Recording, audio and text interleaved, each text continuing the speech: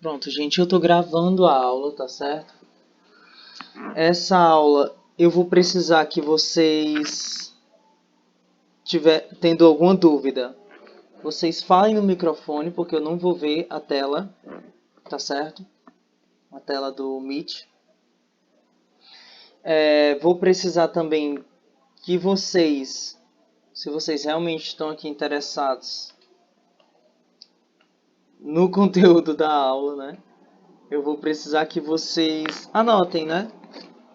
Anotem e essas anotações vão ajudar vocês também nas dinâmicas, ok? Enfim, como vocês podem ver nesse slide de início, a gente está na aula sobre Karl Marx. Eu já tinha passado para vocês uma aula de um professor que é referência em Karl Marx. Ele dá uma introdução naquela aula em um curso que eu estou participando, que é o José Paulo Neto. O José Paulo Neto é dono de uma das maiores biografias de Karl Marx que existe, que está em venda agora pela Boitempo, né, pela editora Boitempo. Enfim, boa parte das coisas que eu coloquei nessa aula, essa aula não vai ser de biografia, certo? Ela vai ser de uma biobibliografia. A gente vai pegar tanto questões da vida do Marx, quanto questões das ideias do Marx, as produções, e entre outros. Então, os livros que eu utilizei o primeiro deles foi esse do Sérgio Lessa e do Ivo Tonet, que é a Introdução à Filosofia de Marx. Não sei se está aparecendo porque eu não estou me vendo. Ah, tá borrado, não tá? Deixa eu ver se eu conserto isso, Tá. gente. Tá no blur. Blur, será como é que... Agora como é que muda? Alterar plano de fundo. Pronto. Voltamos aqui. Agora vocês conseguem ver, né? Esse livrinho aqui é uma introdução à filosofia de Marx. Outro que eu comprei, chegou nessa semana e eu cuidei de ler logo para vocês. Foi Marx, uma introdução, lançou esse ano pela Boitempo também, que é do escritor Jorge Grespan. E outro que eu estou lendo e relendo algumas partes, que é da Sabrina Fernandes, Se Quiser Mudar o Mundo. Né? Para parte de materialismo histórico dialético que a gente vai ver, eu usei esse livro aqui da Sabrina Fernandes. Enfim, foram esses os 3 principais livros. Outras coisas foram pesquisas que eu fiz na web, né? Na internet. Então, passando já dessa introdução, vamos entender um pouquinho de quem é Marx, né? Em primeiro lugar, eu quero que vocês participem dessa aula respondendo essa pergunta. Pelo que Marx foi conhecido? Vai, digam aí. Liguem o microfone e digam pelo que ele foi conhecido. Coisas assim que associam a ele, coisas que ele foi conhecido. Não tenham medo de errar. Pelo manifesto do Partido Comunista, pelo Capital. Pelo Capital. Mas eu não estou falando só de obras, não. Estou falando assim de coisas que associam a ele. Por exemplo... História. Oi? Que está bem baixo o teu áudio. Socialismo, história, essas coisas. Isso, socialismo, uma pegada mais histórica, né? A gente vai ver tudo isso hoje. Mais alguém quer trazer mais alguma coisa? Luta de classes. Luta de classes. Esses conceitos a gente vai trabalhar um pouco hoje, tá certo? Mas é interessante que as pessoas que estão mais na academia, em qualquer curso que você for, acho que absolutamente, qualquer curso que você for cursar na academia, você vai ter que ter uma noção de quem foi Marx, porque ele foi muito profícuo. O que é uma pessoa profícua? É uma pessoa que produz bastante, né? E a qualidade dessa produção é elevada. É uma pessoa que ele não vai produzir só em uma área, né? A gente vai ver no próximo slide. Mas enfim, vamos entender em que contexto ele viveu. Ele nasceu em 1818 e ele morreu em 1883, né? Um pouco mais aí de 60 anos. Qual era o contexto europeu daquela época? Tinha acontecido a Revolução Francesa, né? Um pouco antes dele nascer, então a gente entende que muitos autores vieram antes da Revolução Francesa e influenciaram para que ela ocorresse. Mas muitos outros autores que vieram logo depois foram influenciados por ela. Vocês estão conseguindo acompanhar? Vocês estão conseguindo entender? Então, aqui cabe dizer que o Marx ele vai ser influenciado pela Revolução Francesa. Certo? A gente já vai ver. Ocorreu também, olha aí, ó, entre 1760 e 1840, a primeira Revolução Industrial na Europa. Então, essas coisas, essas questões, a Revolução Francesa e os princípios da Revolução Francesa, né, que é igualdade, fraternidade, liberdade, vão ser coisas que o Marx vai estudar. E questões como trabalho, a indústria, as classes que estavam surgindo, são coisas que o Marx também vai estudar. Eu coloquei aí também a questão da origem das espécies, que a gente vai falar um pouquinho lá no final dessa aula, mas que também foi escrita por Charles Darwin e publicada em 1859, aí já no fim no fim da vida de Marx, né? Vamos ver como essa obra, e entre outras obras dos cientistas naturalistas, vão influenciar o pensamento do Marx e do melhor amigo dele, quem era?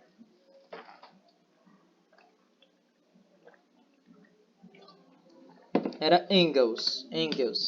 A gente vai ver. Ele nasceu numa província da Prússia, que fazia parte da Alemanha, do Império Alemão, que estava dividido naquele período. Ele era filho de judeus, né? Então aquela questão religiosa, aquela questão, ele vai trabalhar também. Tanto que no primeiro período de estudos do Marx, ele vai trabalhar muito sobre a filosofia da religião. E é algo muito interessante também.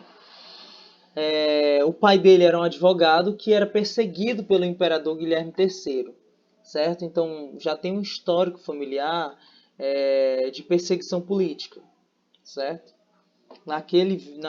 Naquela aula que eu mandei para vocês já fala um pouco disso de uma forma mais aprofundada. A gente não está aqui para trabalhar mesmo sobre uma biografia de Marx, a gente está aqui para trabalhar alguns conceitos, tá certo?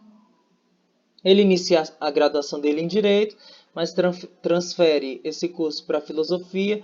Depois ele faz um doutorado em Filosofia, né? E ele não segue na carreira acadêmica, sendo professor, por conta de perseguições políticas, porque ele era um judeu.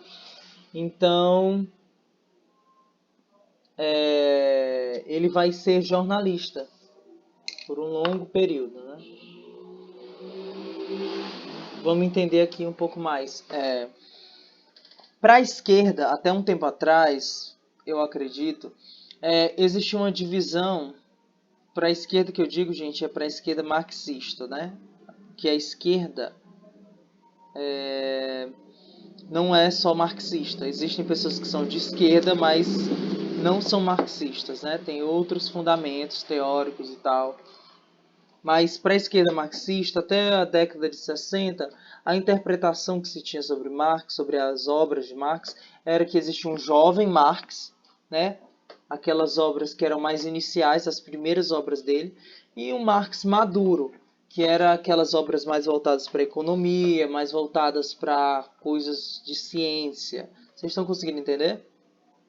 Mas o que acontece?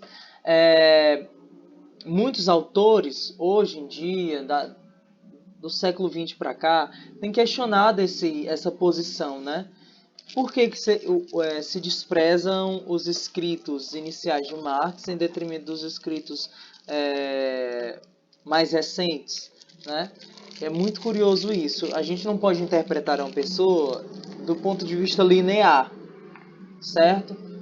Ele começou assim e depois ele evoluiu para isso. Não, a gente tem que entender todos os contextos, todo o processo formativo de um autor, perdão aí pela minha rua movimentada, todo o processo formativo de um autor, da vida de um autor, e como isso influencia no pensamento dele, né? Ele vai como eu já tinha falado um pouco inicialmente, iniciar os estudos dele no direito, vai estudar teoria do Estado, né? Ele vai estudar um pouco filosofia, vai trabalhar como jornalista em uma revista chamada Gazeta Renana, né? Que trabalhava muito estabelecendo crítica política, crítica ao imperador, e ainda do ponto de vista liberal, tá? Depois ele vai estudar economia política, um pouco de sociologia, e eu coloquei sociologia aqui entre aspas, porque esse termo não existia, né? Ele vai estudar a sociedade capitalista. E também ele estuda um pouco sobre ciência da natureza. Marx também vai ter algumas obras voltadas para a literatura, escritos ficcionais. Ele vai ter, como eu disse, ele é profícuo, ele escreve de tudo um pouco. E lê também de tudo um pouco, né? Eu coloquei esse tópico, estrutura, contexto e limitação dos estudos de Marx, para vocês entenderem que uma pessoa nasce... Tudo bem, Luana, tudo bem, sem problema. Esse início da aula já foi gravado, então você vai poder pegar depois só o início. Continua aí que a gente já vai para a dinâmica. As instruções que eu dei foi anotarem os conceitos e os significados, né, que eu vou trabalhar a partir desse slide aqui. E se tiver dúvida, alguma coisa, fala com o áudio. Ok? Continuando. O Lacan, para quem não conhece, Lacan é um psicanalista. Foi um psicanalista, né? É um dos principais psicanalistas depois de Freud. Ele vai dizer que nós nascemos em uma determinada estrutura, certo? E essa estrutura, ela nos limita. Qual é essa estrutura, gente? Essa estrutura é a sociedade, é o contexto social do qual a gente vive, a família, as relações sociais que a gente participa, que a gente pertence, a economia, enfim, existem vários fatores que emolduram como a gente vai ser. Mas a gente não se estabelece fixamente nessa moldura. A gente pode ser qualquer coisa dentro dessa moldura. Vocês estão conseguindo acompanhar? Enfim, e Marx não fugiria disso, né? Marx não é um deus, gente, que escreveu de tudo, que previu tudo, que sabia como as coisas iam acontecer, mas ele trabalhou muito sobre uma coisa que é chamada de método, né? E o método dele a gente vai já identificar. Mas infelizmente ele não trabalhou especificamente sobre pautas que hoje nós chamamos de pautas identitárias, como feminismo, racismo, a homofobia, né? Questões relacionadas à pauta LGBTQIA+, enfim. E também não tratou profundamente sobre temas da natureza, né? Sobre ecologia.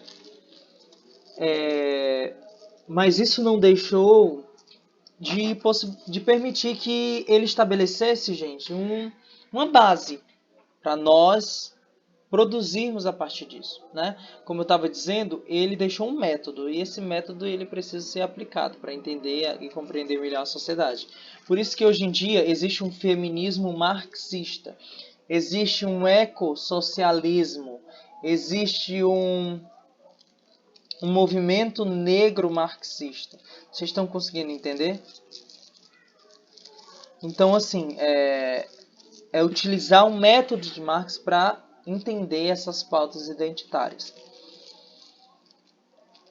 Aí eu coloquei alguns dos principais autores que influenciaram Marx. Na tese dele, ele escreveu sobre a filosofia da natureza. Então ele trabalhou muito em cima de Demócrito e Epicuro, que eram filósofos pré-socráticos. Esses filósofos foram quem primeiro estabeleceram uma ideia de dialética. Aliás, uma ideia de materialismo. O que é materialismo, pessoal? É enxergar as coisas do ponto de vista material. Vocês têm que entender que, por exemplo, os filósofos pré-socráticos, a intenção deles maior era estabelecer que os mitos não explicavam tudo, né? Que as coisas poderiam ser explicadas pela arqué, né? Por algo inicial, enfim. E eles trabalhavam, Demócrito e Epicuro tiveram essas discussões conceituais sobre algo material, algo palpável, né? Inclusive, um deles era da escola atomista, que acreditava que tudo era átomo, né? Que os seres humanos eram compostos por átomos e etc. Então, a gente vê aí um surgimento da ideia de materialismo para o Marx, né? Que é a vida real, não, sem influências de algo superior, vamos dizer assim. Só para iniciar.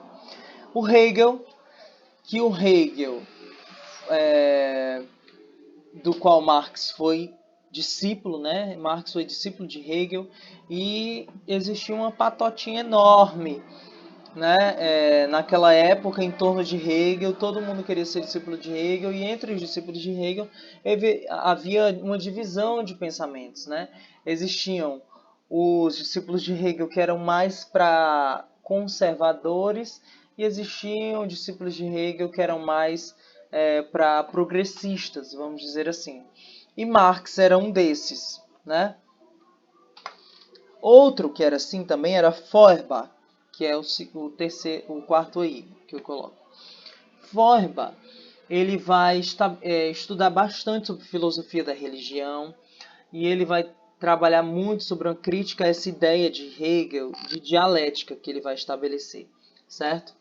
E a gente vai ver tudo isso ainda hoje, tá bom? Outro autor, outra pessoa que vai influenciar muito a vida do Marx é o próprio Engels. O Engels vai ser um amigo do Marx, vai acompanhar ele até o fim da vida dele e boa parte das produções que Marx fez foi em parceria com Engels, né? Então eles dividiam esse mesmo pensamento.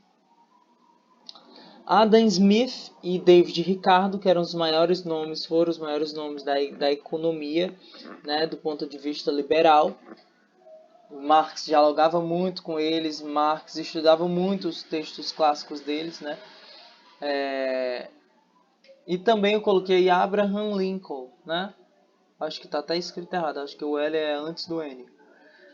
Mas enfim, que Marx trocava bastante correspondência com ele, mas não trocava somente com ele, né? Trocava com várias personalidades do mundo inteiro. Abraham Lincoln, que foi um dos responsáveis pela independência dos Estados Unidos, né? Então a gente vê aí que muitas pessoas influenciaram de algum modo o Marx, né? E estavam nas suas relações, ele trocava correspondência, estudava e etc. Enfim, Marx vai deixar um método, e esse método é chamado de materialismo histórico dialético. Aqui vocês já podem começar a notar. O Hegel, que era uma das maiores influências de Marx, vai trazer a ideia de uma dialética idealista. Mas de onde vem essa dialética? Essa dialética, gente, vai vir desde os socráticos. Os filósofos socráticos, Sócrates, Platão, Aristóteles, entre outros, vão estabelecer que no mundo as coisas se relacionam como tese, antítese e síntese. Ou seja, há uma transformação. Vocês estão conseguindo acompanhar?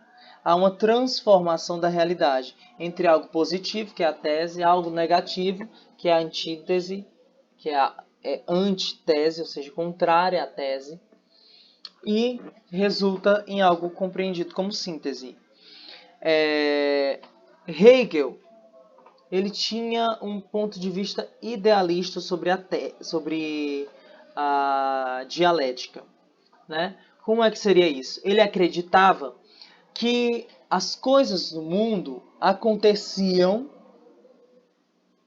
promovidas pelas ideias. Primeiro surgiu uma ideia e depois essa ideia produzia algo na realidade. Wendel, está muito voado, não estou entendendo nada. É mais ou menos assim. Se você colocar na lei que os homens são iguais, essa ideia vai começar a ser aplicada na sociedade e a sociedade vai se transformar. Conseguiram entender a dialética idealista? Então, Marx vai pegar e vai dizer, pera, para tudo. As coisas não acontecem assim.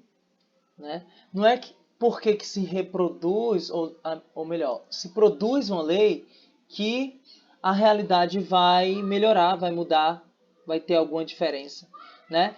E outra coisa, antes da produção dessa ideia, dessa lei, já existia algo, né, que influenciou essa ideia.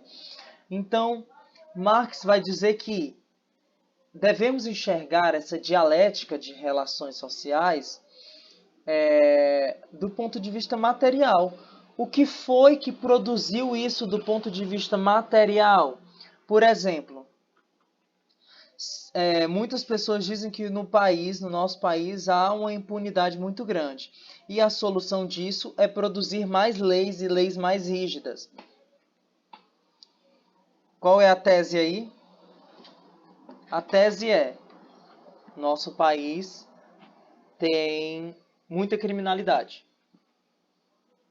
Essa criminalidade gera muita impunidade. Então a tese é essa impunidade, essa suposta impunidade. O idealista vai dizer, só produzir uma lei que vai resolver. Aí ele produz uma lei, só que essa lei vai alterar a realidade ou não? A lei evita as pessoas de praticarem crimes ou não? Essa é a questão que nós devemos trazer. E antes disso, já existia uma realidade material, que era o quê? A criminalidade. E antes disso vinha o quê? O que é que produz a criminalidade? O que é que produz esses problemas sociais? O que é que produz o desemprego? O que é que produz a fome? O que é que produz a miséria? Sobre essa busca de entender o que produz o que está no presente, como o futuro vai se apresentar, é que Marx vai voltar para a história e vai tentar entender na história como é que a sociedade funcionava para nós chegarmos ao ponto que está agora. Conseguiram acompanhar? Sim ou não? Sim, né? E é nesse sentido que Marx ele vai começar a estudar vários temas, dentre eles o trabalho. Qual o conceito que Marx vai trazer sobre o trabalho? O trabalho é toda ação humana realizada para a reprodução dos nossos meios de existência.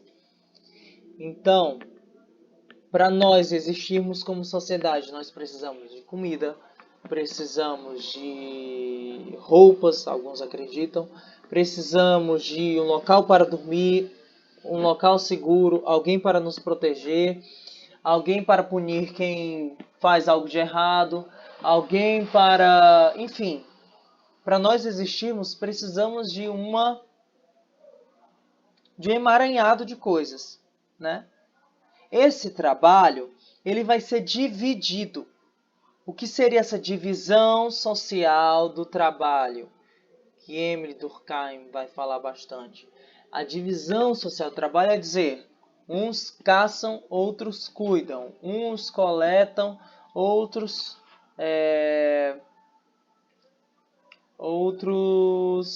Esqueci a palavra que eu ia falar agora. Mas, enfim... Outros alimentam, né? Uns plantam, outros colhem, enfim. A gente vai dividir a nossa sociedade em grupos para o quê? Poder organizar o trabalho. Então, essa divisão social do trabalho vai ser essencial para a sociedade existir, certo? Ele vai falar também sobre o que é produção de vida e reprodução de vida.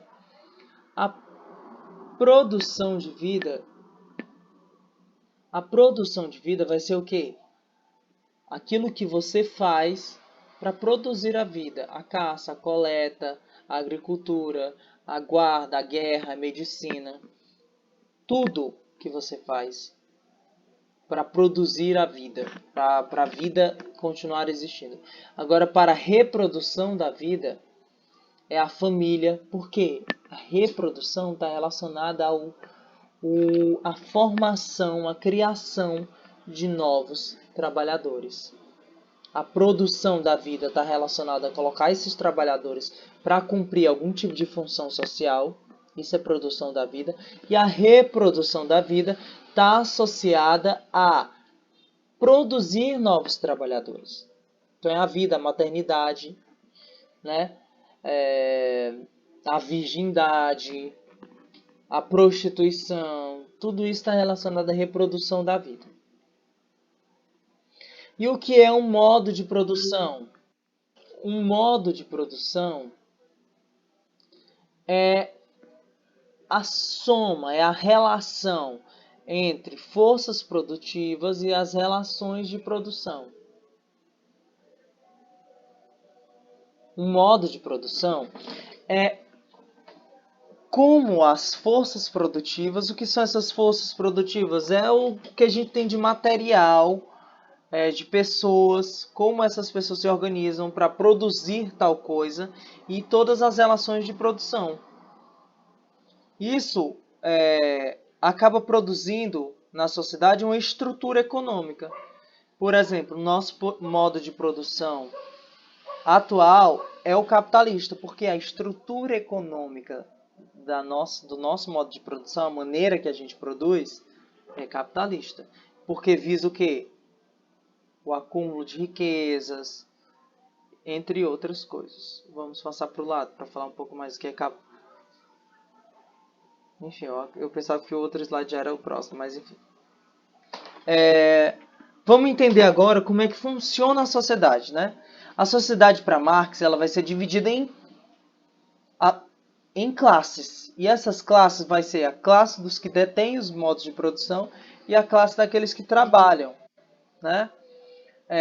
Ele vai dizer que existe uma falsa isonomia real. O que é isonomia? É a igualdade. Né? Existe uma falsa igualdade entre as pessoas. Uns servem para trabalhar e outros servem o quê? Para enricar, para ficar mais ricos, para ter mais dinheiro. E qual é o resultado dessa falsa isonomia? É a acumulação de riquezas para uns e esses que acumulam a riqueza expropriam a riqueza dos outros. Eles acumulam porque eles expropriam dos outros. E a sociedade, prestem bem atenção, ela vai ser entendida, de modo geral, em uma estrutura e uma superestrutura. O que estaria na superestrutura para o Marx é o quê? É o direito, a política, a saúde, a economia, a família, a religião, a moral, a ética. Tudo está na superestrutura, porque é o que é mais visível. Né? Mas o que sustenta isso, o que é estrutura para tudo isso aqui, é o modo de produção. O que ele está querendo dizer com isso? O modo de produção vai influenciar no modo em que as pessoas se relacionam na sociedade. O nosso modo de produção influencia em como a gente se relaciona religiosamente. O nosso modo de produção influencia na nossa política. O nosso modo de produção influencia no direito, influencia na nossa moral. Entendeu? Por isso que a ideia de que não tem outra escapatória para o capitalismo é muito recorrente nas pessoas. Por quê? Porque o nosso modo de produção, que é capitalista, influencia inclusive no nosso modo de pensamento e na nossa subjetividade. Como nós somos hoje, também é influenciado pelo nosso modo de produção.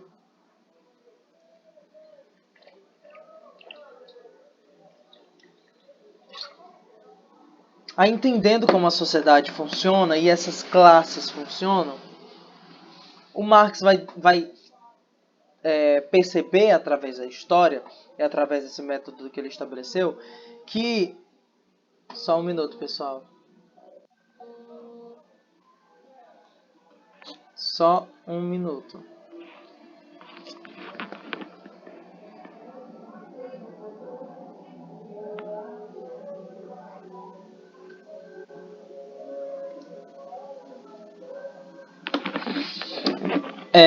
Que não houve uma alteração na Idade Média mesmo,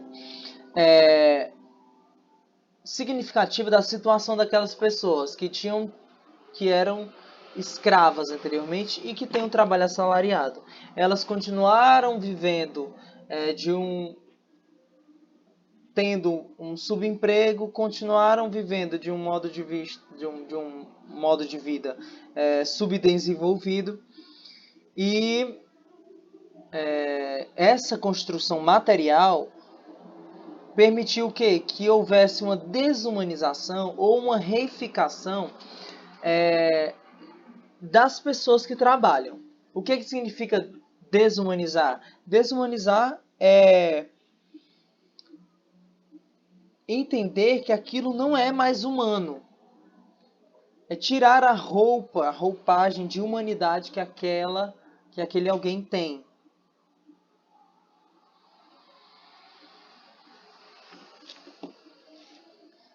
E reificação é transformar a pessoa em coisa. Então, primeiro você deixa de ser humano e depois você é transformado em uma coisa. Vocês estão entendendo? O que é que isso permite? Isso permite que a classe trabalhadora ela não tenha, como não é vista como humana e como é vista como coisa, ela não tenha consciência das coisas que acontecem na sociedade. Por quê? A ela não é dado acesso. Ela é distanciada dessas relações sociais. Ela é distanciada da política, onde as decisões sobre ela são tomadas. Ela é distanciada do direito, ou vista como objeto de censura pelo direito, entre outras coisas. Por isso que Marx vai traçar para a necessidade de uma revolução, de uma transformação da sociedade, o que ele chama de consciência de classe. O que é a consciência de classe? A consciência de classe é você perceber em que classe social você está e o que isso carrega de significativo para você. Eu, por exemplo, sou classe operária. Vocês também são da classe operária. Vocês são trabalhadores. Vocês estudam para trabalhar. É para isso que vocês e eu servimos. Vocês estão conseguindo entender? É muito limitado o que nós podemos fazer pelo que nós somos, trabalhadores. Além disso, algumas coisas acontecem na nossa sociedade que é fruto dessa ideia desse trabalho, né, que nós devemos desempenhar. Que é, por exemplo, o exército de reservas. O que é o exército de reservas? É nada mais nada menos do que a justificativa para as taxas elevadas de desemprego, para as taxas elevadas de miséria. Como assim, Wendel? Qual a relação entre o desemprego e o exército de reservas? Se há uma grande taxa de desempregados, você que tem um emprego vai querer se manter no seu emprego. Mesmo que o seu salário seja cortado, mesmo que o seu emprego seja ruim, mesmo que você seja destratado ou tratado desumanamente. Por quê? Tem uma fila imensa de pessoas querendo tomar o seu lugar. Vocês estão conseguindo entender como isso é um ciclo? Então, o trabalho assalariado ele vai acabar sendo um trabalho precário, né? E hoje em dia ainda acontece o fenômeno da uberização dos trabalhadores, que é aquelas pessoas que são Uberes, né? E se sentem empreendedores. Gente, não é um empreendimento. Você trabalhar 12 horas por dia para poder ter o mínimo básico, para você poder conquistar alguma coisa, consumir algo na sociedade, não é um empreendimento. Empreende aquele que não trabalha no nosso sistema capitalista. Empreende aquele que não trabalha, mas que recebe. Estão conseguindo entender? E o papel da mulher eu já comentei para vocês, né? O papel da mulher nessa dinâmica social do trabalho é justamente que reproduzir trabalhadores e novos trabalhadores. Certo?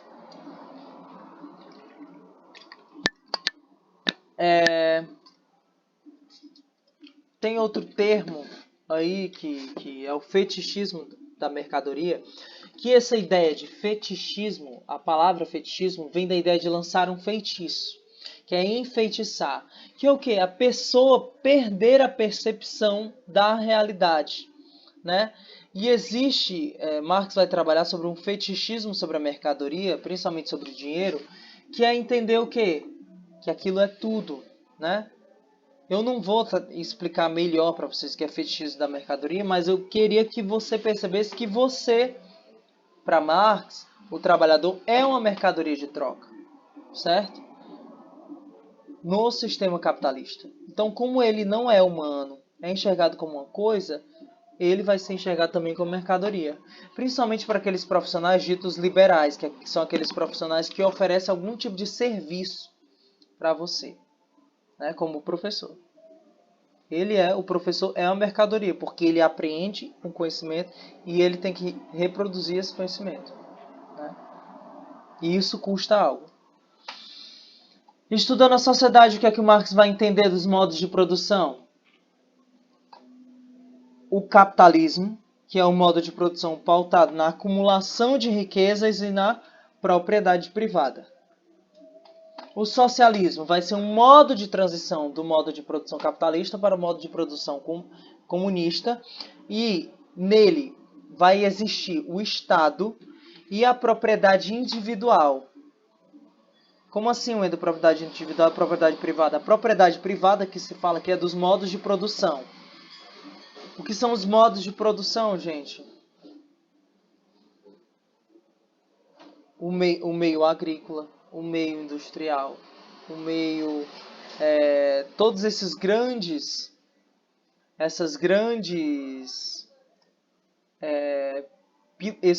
pilares da nossa economia, do que a nossa economia é pautada, né, para a existência da sociedade, isso seria, no modo de produção socialista, expropriado pelo Estado, mas a propriedade individual permaneceria, que é o direito de você ter o seu carro, o direito de você ter seus bens privados pessoais. O comunismo é o modo de produção pautado na abolição do Estado, então já difere do socialismo nisso. No socialismo tem Estado, no comunismo não. E da propriedade privada. Agora, revolução, né? O Marx, ele vai trazer essa ideia de que o conhecimento, gente, ele acaba trazendo algum tipo de responsabilidade. Você tem que ser responsável pelo conhecimento que você tem.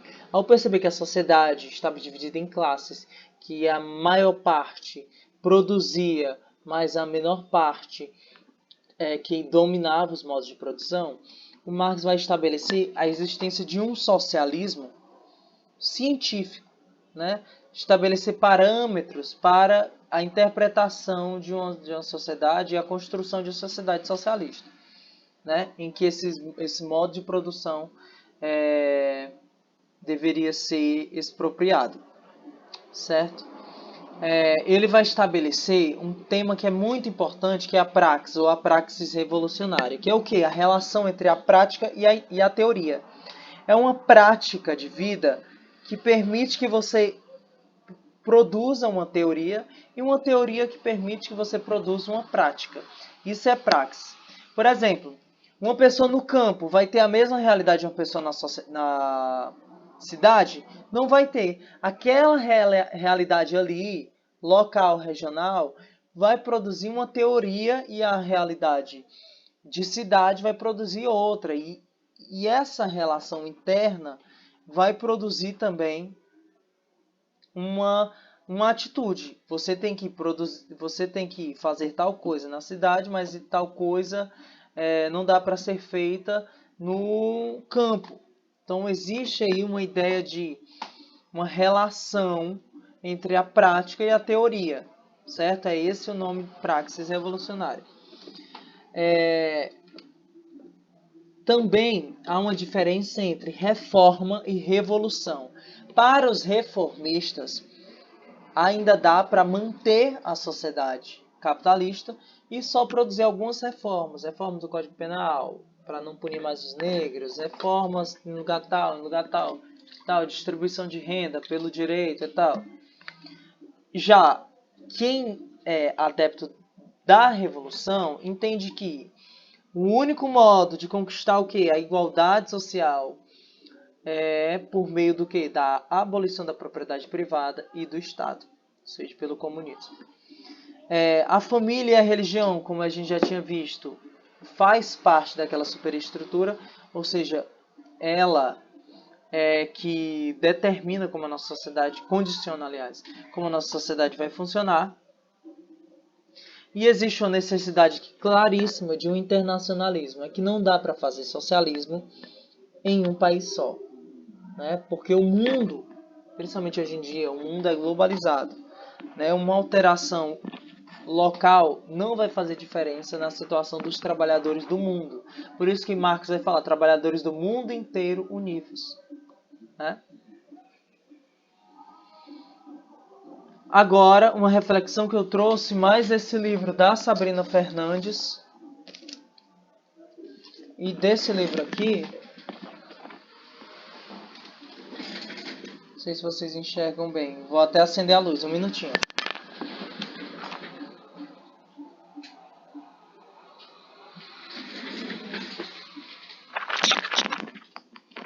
Do Kohei Saito. Gente, esse é o nosso último slide. Vamos para a dinâmica. Que eles tentam identificar dentro do marxismo, dentro das obras de Marx, uma ideia para a gente interpretar uma questão que é muito atual, que é a questão da natureza. Então, a pergunta é, há algum tipo de ecologia em Marx? Para os primeiros socialistas, né, não existia ecologia em Marx. Marx não estabeleceu nada sobre ecologia e esse é um grande problema dele. Na verdade, ele era prometeísta, que é uma pessoa que fissurada em produção, produtivismo, né? Mas Marx, ele estabeleceu relações e termos, né? Ele estabeleceu termos, ele interpretou relações entre o homem e a sociedade, entre o homem e o homem, e entre o homem e a natureza, que é a dominação. Né? Ele vai dizer que o homem exerce algum tipo de dominação sobre a natureza. Essa dominação sobre a natureza tem um impacto no metabolismo da natureza. Então, para Marx, o produtivismo, né? O produtivismo vai interferir no metabolismo da natureza e vai trazer impactos o quê? Ruins para a própria produção, né? Hoje em dia nós entendemos termos como antropoceno, que é essa interferência do homem na natureza de modo até a causar mudanças climáticas irreversíveis, né? E uma solução para e a causa desse antropoceno é o quê? É o produtivismo. E qual seria a solução? Uma das soluções pautadas é o decrescimento, ao contrário de diminuir o crescimento, essa ideia de produção, é fazer o contrário, evitar qualquer tipo de produção. Vocês estão conseguindo acompanhar? Tem até esse termo, eu não sei se é realmente de Marx, mas a gente ouve muito falar que não se faz socialismo em terra arrasada. Não dá para ter socialismo, uma sociedade igualitária, sem ter um lugar para viver, né? Então, essa, gente, foi a aula de hoje. Vocês têm alguma dúvida antes que a gente passe para a dinâmica? Todo mundo sumiu.